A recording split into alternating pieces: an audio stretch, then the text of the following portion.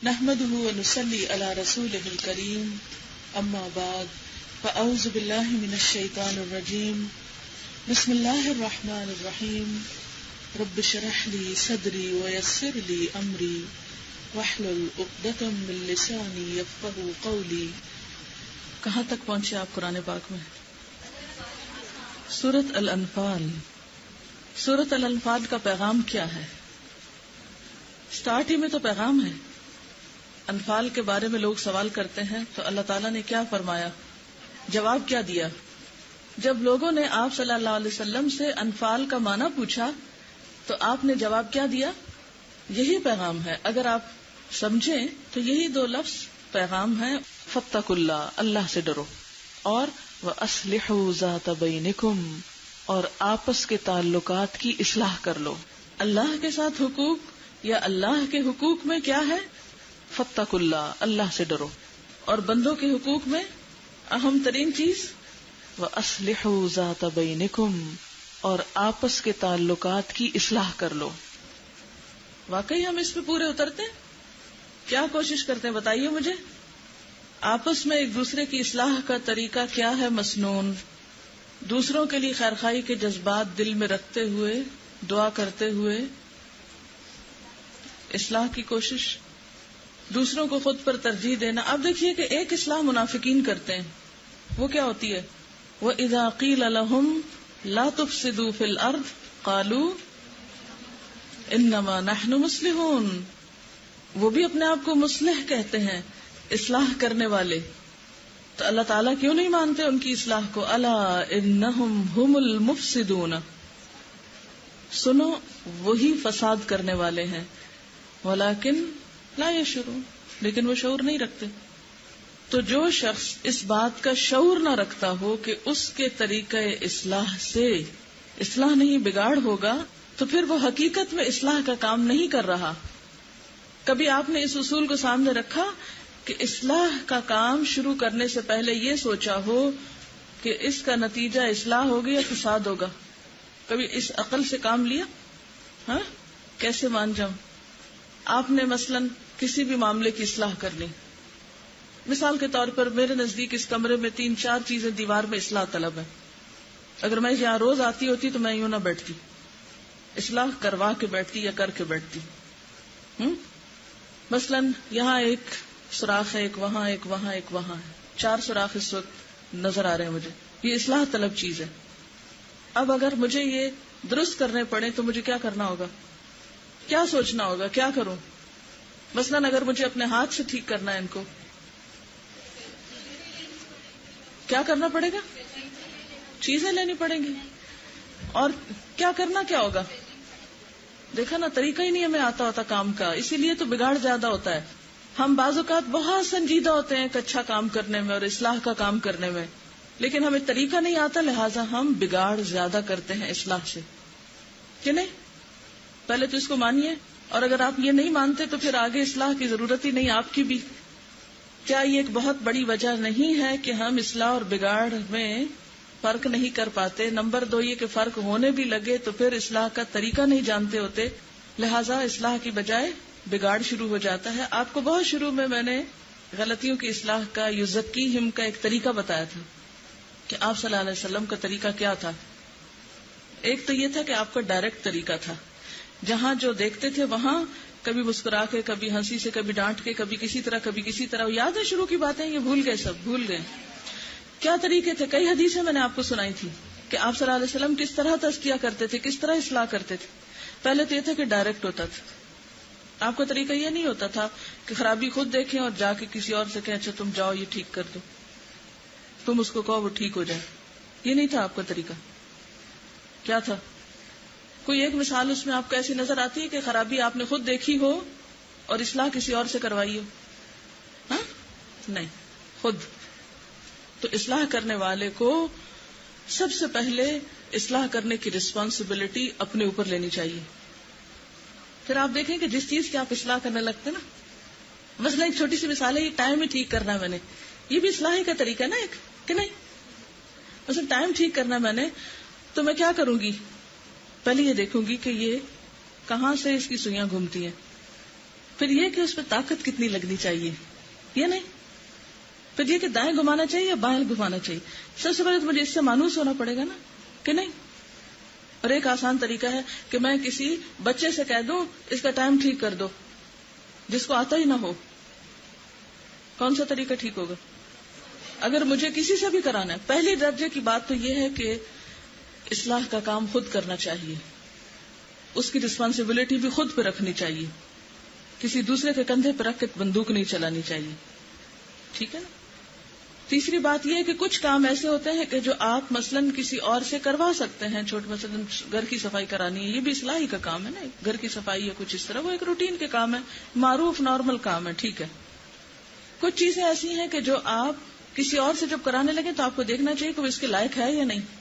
مثلاً بچے کو یہ کہنا کہ آپ ٹائم ٹھیک کر دیں، جس کو طریقہ ہی نہیں آتا گھڑی گھمانے کا، وہ کیا کرے گا؟ کیا آپ کو ایسا کوئی تجربہ ہوا کہ آپ نے ایسا کوئی کام بچے سے کرانے لگے اور وہ کام سخت بگاڑ کا شکار ہوا، وہ الٹا ٹوٹ ہی گیا؟ مجھے یاد ہے کہ میں بہت چھوٹی تھی، تو بس کلاس 6 میں تھی شاید، مجھے پہلی دفعہ گھڑی ملی تھی. اچھا، وہ گھڑی تھی گولڈن اسٹیپ والی. اچھا، وہ ہوا یہ کہ اس کی پتہ نہیں کون سی چیز کوئی نکلی یا کچھ آگے پیچھے ہوئی، تو میں نے اس کو دوسری کو جوڑنے کی کوشش کی، وہ اور زیادہ باہر نکل آئی. اس وقت مجھے احساس ہوا میں گھڑی ساز تو نہیں تھی، یہ کام مجھے اپنے ہاتھ میں نہیں لینا چاہیے تھا، یہ کام مجھے گھڑی ساز سے کروانا چاہیے تھا. اگر کسی دوسرے کو کام دیں اصلاح کا، تو پھر آپ کس کو دیں؟ جو اس کا ماہر ہو. گھڑی میں کوئی خرابی ہو جائے تو آپ کسی بچے کو نہ دیں، اپنے خود نہیں کریں، کسی ایسے سے نہیں کرائیں، پھر اپنے سے ماہر سے کروائیں. تو اصلاح کا کام بھی اگر آپ خود نہیں کر سکتے تو اپنے سے زیادہ ماہر سے کروائیں، اپنے سے چھوٹے سے نہیں کروائیں. تعلیم تو چھوٹوں کی ہوتی ہے، یعنی بچوں کو سکھا تو آپ سکتے ہیں، لیکن آپ یہ کہیں کہ وہ آگے کریں آپ کے حصے کا کام، تو یہ نہیں ہو سکتا. اور کیا کرنا ہوتا ہے اسلام میں؟ ہاں، کرنی کس چیز کی ہے اور واقعی وہ چیز اصلاح طلب ہے بھی یا نہیں. بعض اوقات ایسے بھی ہوتا ہے نا کہ ایک چیز اچھی بھلی ہوتی ہے اور ہم اس کے پیچھے پڑ جاتے ہیں. مثلا کبھی ایسا کوئی تجربہ اپنا سنائیے کہ ایک چیز اچھی بھلی تھی اور آپ نے اس کو بلا وجہ اس کی اصلاح شروع کر دی اور وہ پہلے سے بھی ہاتھ سے گئی. تو فاتقوا اللہ، اللہ سے ڈرو. اور وَأَصْلِحُوا ذَاتَ بَيْنِكُمْ، اور آپس کے تعلقات کی اصلاح کر لو. یہ اتنا سمپل فارمولا نہیں ہے، یہ ٹیسٹ ہے لائف کا.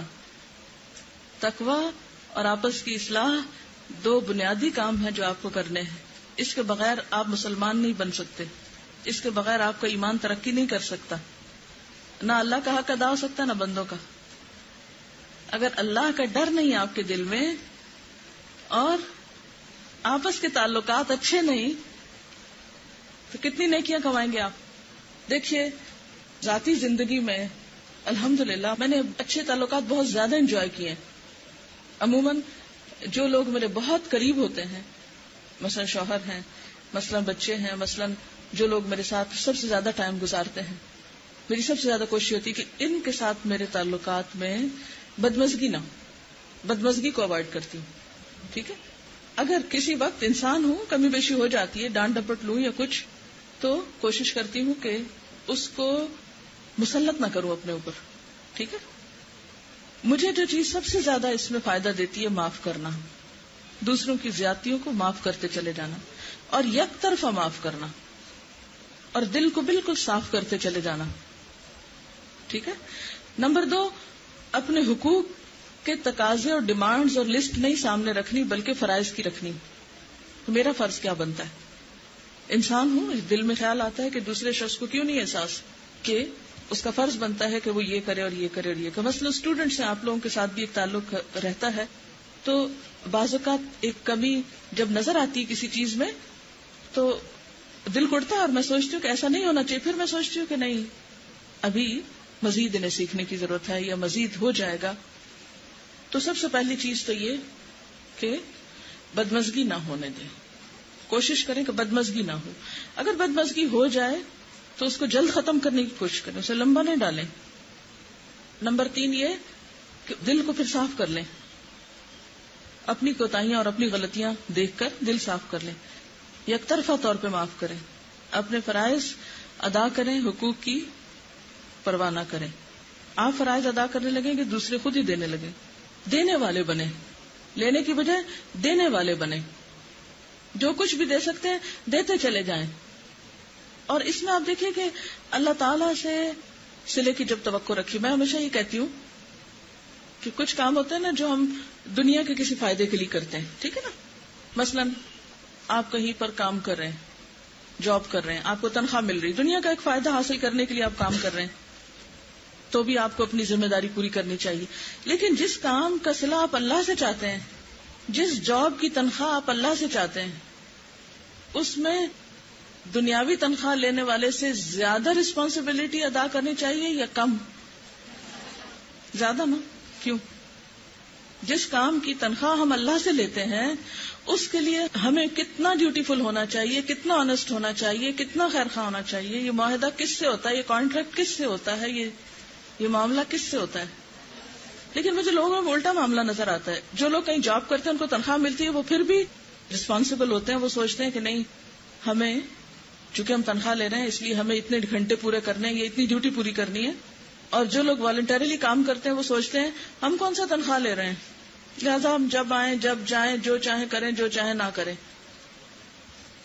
تو میں ہمیشہ یہ سوچتی ہوں کہ جس کا معاملہ اللہ سے ہو گیا اور جس کی جزا وہ اللہ سے چاہتا ہے, وہی کیوں اتنا کیجول ہو گیا. جیسے مسلمانوں کی اوور آل ایک صورت حال ہے نا, کیا ہم جنت میں جائیں گے لہٰذا ہمیں محنت کی ضرورت نہیں. دوسری قوموں نے جنت میں نہیں جانا لہٰذا دنیا کو جنت بنانے میں لگے, میں ساری محنت وہ یہاں کرتے ہیں. ہمیں چونکہ کلمہ پڑھ لیا جنت میں جانا, اس لیے کوئی کام کرو یا نہ کرو جنت میں جانا ہی جانا. ہم سب اس کے امیدوار ہیں. اور جو لوگ آخرت پر یقین نہیں رکھتے انہیں یہ ہے کہ آج کام کریں گے تو ملے گا, لہٰذا وہ خوب کام کر رہے ہیں. بالکل یہی حال ہمارا دین کے کام کے ساتھ ہے. جب ہمیں یہ پتا ہوتا ہے کہ ہمیں اس کام کی تنخواہ ملے گی, یعنی دنیا میں ملے گا صلہ, تو ہم پھر ایفیشینٹ ہو جاتے ہیں. جس کام کا صلہ ہم آخرت میں چاہتے ہیں اس میں پھر ہم وہی مسلمانوں والا جو عام رویہ وہی اختیار کرتے ہیں. تو میں سمجھتی ہوں کہ جس شخص کو صلہ اللہ سے چاہیے اس کے کام کی کوالٹی تو اور زیادہ اچھی ہونی چاہیے کہ اس نے تو بہت بڑی تنخواہ پہ اپنا کانٹریکٹ کیا ہوا ہے, ٹھیک ہے نا. ورنہ ہم دھوکہ دیتے ہیں. منافقین والی عادت ہے دھوکہ دینا, نام دین کی خدمت رکھ لینا اور کام اپنی مرضی کے کرنا, ٹھیک ہے. تو بات یہ ہو رہی تھی کہ دوسروں سے تعلقات اچھے بنانے کے گر کیا ہیں. الحمدللہ جب میں رات کو سوتی ہوں میرے دل میں خاص اطمینان ہوتا ہے, اللہ کا شکر ہے کسی سے کوئی تعلق میں خرابی نہیں, کسی سے کوئی ناراضگی نہیں, ضمیر مطمئن. اگر کسی نے زیادتی کی اور اس کا دکھ لگا ہوئے تو اس کو بھی معاف کر کے سونا, سکون. جب ہم کسی کو معاف کرتے ہیں تو کسی پہ احسان نہیں کرتے, خود پہ کرتے ہیں, اپنے آپ کے اندر سے دھو ڈالتے ہیں وہ سارے غم. اور اس کا صلہ اللہ دونوں دنیا میں دیتا ہے. یہاں بھی کیش پرائز ملتا ہے آپ کو اور وہاں بھی ملے گا. اور اگر آپ معاف کرنا نہیں جانتے, آپ کو اپنے اوپر کنٹرول نہیں ہے, تو پھر بھگتے, جلیں, کڑے, مریں, جو چاہے کریں, ٹھیک ہے نا. اور پھر یہ کہ آپ صلی اللہ علیہ وسلم کیا فرمائے, جو مجھ سے کٹے میں اس سے جڑوں. ہم کیا کرتے ہیں, جو مجھ سے کٹے میں اس سے 2 ہاتھ پہلے کٹوں. سچ, ہم باتیں بہت بڑی بڑی کرتے ہیں اور بڑی خوبصورت کرتے ہیں, مگر ہمارا عمل اس کے بالکل خلاف ہے. ہمیں سے کتنے لوگ ہیں جو اصلح ذات بینکم کے لیے جو مجھ سے کٹے میں اس سے جڑوں کے فارمولے پہ عمل کرتا ہوں, کہ جو مجھے نہ پوچھے میں اس کو پوچھوں, جو مجھے سلام نہ کرے میں اس کو سلام کروں, جو مجھے دیکھ کے اسمائل نہ کرے میں اس کو دیکھ کے اسمائل کروں. کتنے ہم میں جو نیکیوں میں آگے بڑھے, جو اللہ کی خاطر یہ سب کچھ کر لیں, پھر آپ زندگی کو واقعی انجوائے کر سکیں. آپ لمحے لمحے کو انجوائے کریں گے. ٹھیک ہے لوگوں کا رویہ انسان کو تکلیف دے جاتے ہیں, وقتی طور پر ایک تکلیف آتی ہے, لیکن اس کے بعد پھر آپ معاف کر کے اپنے دل کو صاف کر کے پھر پرسکون ہو جاتے ہیں. بہت اچھا بتایا انہوں نے ریلیٹ کر کے, خذ العفو وامر بالعرف واعرض عن الجاہلین. آپ کے معاف کرنے کے باوجود پھر بھی آپ سے گلہ ہی رکھتا ہے, پھر بھی آپ پہ باتیں بناتا ہے, پھر بھی آپ سے شکوہ ہی کرتا ہے, پھر بھی آپ سے ناراض ہی رہتا ہے. اعرض عن الجاہلین. ایسے لوگ چاہے کتنا پڑھے لکھے ہو مگر وہ جاہل ہیں, ان کو بات ہی نہیں سمجھ آئی ہوئی, چھوڑ دیں. نہیں, کام کرانا یہاں نہیں ہے. دیکھیں اس کا یہ مطلب نہیں کہ میں یہ کہہ رہی ہوں کہ آپ کام سارے خود کرا کریں. میں اصلاح کا کام جو کرنا ہے, یعنی 2 طریقے ہوتے ہیں. مثلا میں نے اگر خرابی دیکھی ہے کہیں تو میرا کیا فرض بنتا ہے, خرابی دیکھی ہے مثلا یہی دیکھی ہے, تو یہاں سے نکلنے کے بعد گاڑی میں بیٹھ کے جو بھی مجھے مل جائے اس کو میں کہوں کوئی حال نہیں اس بلڈنگ کا. ان لوگوں کو دکھتا ہی کچھ نہیں, ان لوگوں کو تو یہ نہیں پتا, ان لوگوں کو تو وہ نہیں پتا. ایک طریقہ یہ ہو سکتا ہے, اور دوسرا طریقہ کیا ہے, جو جہاں کھڑا ہوگا اس کو بتاؤں گی ایسا نہیں ایسا, یہ نہیں یہ کر لو. اسے ڈرنے جھجکنے کی کیا بات ہے؟ اگر آپ واقعی خیر خواہ ہیں نا دوسرے کے لیے تو دوسرے بھی مائنڈ نہیں کرے گا. ہم لوگوں کا اکثر حال یہی ہوتا ہے کہ آپس کے تعلقات میں جب خرابی ہوتی ہے تو آپس میں نہیں بات کرتے. کس سے کرتے ہیں؟ دوسرے تیسرے سے کرتے ہیں, اور ہم یہ توقع رکھتے ہیں وہ ہمارے حصے کا جا کے کام کر دے. یعنی میں گاڑی میں جا کے کہوں اس بلڈنگ میں 3-4 جگہیں ایسی ہیں جہاں ابھی چیز ٹھیک ہونے والی ہے, ابھی تک ان کو توجہ نہیں ہوئی, وہ مسئلہ نہیں ہے, بیٹھی ہیں ساتھ ان کو بیٹھی ہیں, ان کو بتا دوں, کیا وہ پہنچائیں گی میری بات یہاں؟ اور اگر انہوں نے اپنی آنکھ سے دیکھا ہی نہیں تو وہ میرا درد بھی محسوس کہاں کریں گی؟ جو درد میرے اندر ہے کسی خرابی پر, وہ کسی اور کے اندر تو نہیں. اکثر میں نے دیکھا اس سے کام اور بگڑتا ہے. پتہ نہیں آپ میری بات سمجھ رہے ہیں یا نہیں.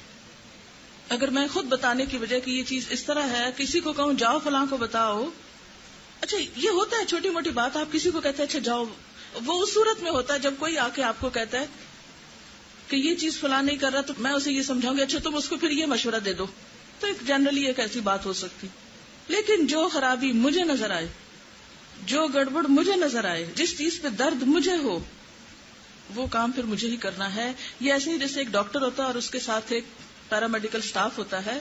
پیرامیڈیکل سٹاف سارا دن بھی کام کرے, زیادہ کام کرتا ہے نا ڈاکٹر کی نسبت, کہ نہیں زیادہ کام کرتا ہے, لیکن جو ڈیسیژن ڈاکٹر کو لینا ہوتا ہے وہ دوسرا نہیں لے سکتا. کہ لیتا ہے کیا دوا دینی ہے, کہاں سے کٹ لگانا ہے, کیا نہیں. اگر وہ خود کلینک میں آئی نا اور پیرامیڈیکل سٹاف سے یہ کہے کہ اچھا دیکھو تم فلاں مریض کو یہ دے دینا, فلاں کو یہ دے دینا, تو عموماً کیا ہوتا ہے, ایسا ہی ہوتا ہے نا ہمارے اسپتالوں میں بھی, کہ نہیں. ڈاکٹر سارا دن حاضر نہیں ہوتے, مریض تڑپتے رہتے ہیں, اور جو چھوٹا عملہ ہوتا ہے وہ کیا کرتے ہیں. کسی ڈاکٹر سے پوچھنا چاہتی ہوں, ہم سب اپنے پیشوں کے ساتھ یہی کر رہے ہیں, ہم سب اپنی ذمہ داریوں کے ساتھ یہی کر رہے ہیں. جی ہاں, یہ کہتے ہیں کہ بعض اوقات مریضوں کو صرف نیچے والا عملہ نیند کی دوا دے کے سلا دیتا ہے کہ جب تک ڈاکٹر آئیں گے یہ سوئے رہیں تاکہ ہمیں تکلیف نہ ہو. اگر آپ غور کریں اور اولو الالباب میں سے ہوں اور باشعور لوگوں میں سے ہوں تو ایسی بہت سی مثالیں آپ اپنے آس پاس دیکھ سکتے ہیں. ٹھیک ہے, اصلاح کے لیے تدبیر, منصوبہ, پلاننگ خود بنانا ہوگا آپ کو. پھر اس میں آپ ڈاکٹر کا کردار ادا کریں گے اور آپ کے ساتھ ہی پیرامیڈیکل سٹاف کا. ٹھیک ہے, اسی طرح جیسے ایک کوک ہے تو اس کے ساتھ کئی ہیلپر ہو سکتے ہیں. ہر چیز میں آپ دیکھیے جو ذمہ دار شخص ہوتا ہے, جس کی سپرویژن میں ایک کام ہونا ہے, اگر وہ خود بیچ میں موجود نہیں ہے تو کام صرف دوسروں پہ ڈال دینے سے بات نہیں بنے گی. خیر یہ تو ایک سائیڈ ایشو ہے معاشرے کی اصلاح اور ادھر ادھر کی اصلاح کا, لیکن جو اصل چیز ہے اسی پر رہیے. فاتقوا اللہ واصلحوا ذات بینکم. دیکھیے اللہ نے آپ کو یہاں جوڑا ہے, اللہ نے آپ کو اکٹھا کیا ہے. اگر آپ آپس کے تعلقات میں کوئی بگاڑ پیدا کریں گے, کوئی رخنہ اندازی کریں گے, اللہ آپ کو پوچھے گا اس پر. اور اس نعمت کی اگر آپ نے قدر نہ کی, یقین مانیے ساری زندگی بھٹکیں گے بھی تو آپ کو راستہ نہیں ملے گا اگر آپ نے آپس کے تعلقات بگاڑے. سب سے زیادہ اس معاملے میں آپ نے کانشیس رہنا, اور جس کے اندر خدا کا خوف ہوگا وہ کبھی لوگوں سے بگاڑ نہیں سکتا, اس کے تعلقات خراب نہیں ہوتے. جس کے اندر خدا کا خوف ہوتا ہے اس کے تعلقات ہمیشہ اچھے ہوتے ہیں لوگوں کے ساتھ.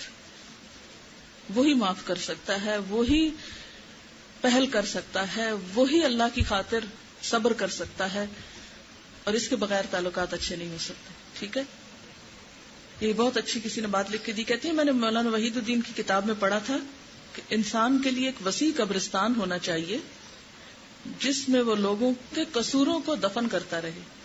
بہت خوبصورت بات ہے, ایک وسیع قبرستان جس میں وہ لوگوں کے قصوروں کو دفن کر, تب آپ اچھے تعلقات قائم کر سکتے. اصلحوا ذات بینکم کے اوپر تب. دیکھیے ایک ہے خارجی اصلاح اور ایک ہے آپس کے تعلقات کی اصلاح.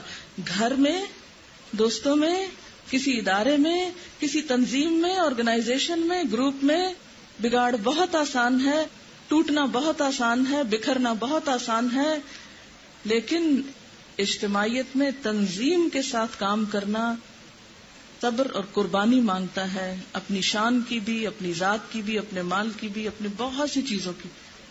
تب جا کر آپ اکٹھے ہو سکتے ہیں. وہ کہتی ہے میرا اکثر بھائی کے ساتھ جھگڑا ہوتا ہے اور میں ہی اس کو بلاتی. کیا ہوا, کیا فرق پڑتا ہے, آپ کی شان میں نہیں دیکھتی کمی آئی ہوئی ہے, اس سے سنجیدہ باتیں بھی ہو جاتی ہیں. ٹھیک ہے, آپ سلام کیجئے, اسمائل دیجئے, کسی کی کوئی تکلیف ہو ان کی مدد کیجئے, کسی سے توقع نہ رکھیے اور اپنی گفتگو کم کر دیجئے. اخلاق, آپ کی لکس, آپ کا اخلاق, آپ کا کام ڈاؤن ہونا, آپ کا بحث میں نہ الجھنا, یہ سب کنوے کر دے گا. ٹھیک ہے, آپ نے مولانا صاحب کے لیکچر میں بھی سنا تھا جب کوئی لمبا سوال کرتا ہے تو میں جواب کم کر دیتا ہوں. کل کسی نے مجھے فون کیا, میں گھر داخل ہی ہوئی, کل میں صبح گئی تھی اسلام آباد اور شام واپس آئی.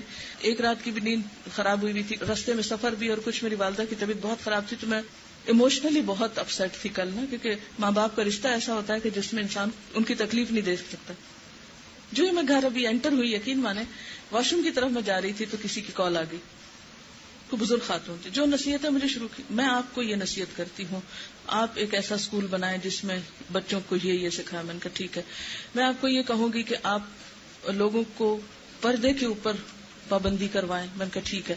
میں آپ کو یہ کہتی ہوں کہ پتہ نہیں کیا کیا باتیں وہ مجھے کہتی رہی, اور میں صرف یہ کہتی ٹھیک ہے ٹھیک ہے ٹھیک ہے ٹھیک ہے, بالکل صحیح, ٹھیک ٹھیک ٹھیک, اچھا السلام علیکم. اتنی سخت بات, اتنی یعنی طویل, اور یعنی مسلسل جیسے ایک تقریر ہوتی ہے نا, انہوں نے میری سننے کی بھی کوشش نہیں کی.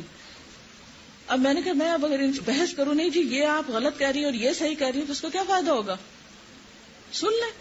تو بہت سی باتیں صرف سن لینی چاہیے. ٹھیک ہے نا, تو اصلی ہو ذات بین. بعد میں شکریہ ادا کرنے, آپ کا بہت شکریہ, آپ نے میری بات سنی. میں نے کہا کوئی بات نہیں, دیٹس اٹ. اور حالانکہ اس وقت میرے تھکاوٹ کا فزیکلی, ایموشنلی, مینٹلی, ہر لحاظ سے, اور اگلا سفر کی تیاری اور بہت سی ذمہ داریاں, میری کنڈیشن ایسی تھی کہ میں اگر ایک لمحہ بھی صبر سے کام نہ لیتی تو میں بہت اریٹیٹ ہو جاتی کہ who are you to tell me, میں آپ کو جانتی نہیں کہ آپ یہ کیا مجھ سے سب باتیں کر رہی. لیکن میں نے صرف سن لیا. مجھے 10-12 منٹ کی کال ہوگی, سن لی, کوئی بات نہیں, کیا ہوا, کہنے دیجئے لوگوں کو, سن لیا کیجئے. خاندان کے بزرگ ہوتے ہیں, ناسمجھ لوگ ہوتے ہیں, علمی لحاظ سے, عقلی لحاظ سے کم ہوتے ہیں, کرنے دیجئے. دیکھیے لوگوں کو ایکسپٹ کیجئے جیسے وہ ہیں. یہ نہ توقع رکھیے انہیں ایسا نہیں ہونا چاہیے, اور اس کو یہ نہیں کرنا چاہیے, اور اس کو وہ نہیں کرنا چاہیے. اس طرح تو آپ کی زندگی گزر ہی نہیں سکتی. جیسے ہیں اسی حال میں انہیں قبول کر لیجئے, تب آپ کو گزارا ہوگا. اصلح ذات بینکم. السلام علیکم ورحمۃ اللہ وبرکاتہ. سبحانک اللہم وبحمدک, نشہد ان لا الہ الا انت, نستغفرک ونتوب الیک. میں جانے سے پہلے آپ کو وہی دعا دوں گی جو مسنون ہے, جو نبی صلی اللہ علیہ وسلم دیا کرتے تھے. استودعکم اللہ الذی لا تضیع ودائعہ. استودعکم, میں تم کو سپرد کرتی ہوں, اللہ کے, الذی, وہ ذات, لا تضیع, نہیں ضائع ہوتی, ودائعہ, اس کے سپرد کی ہوئی چیزیں. جو چیزیں اللہ کے حوالے کر کے جائیں وہ نہیں ضائع ہوتی. تو میں آپ سب کو اللہ کے سپرد کرتی ہوں. اوکے, السلام علیکم.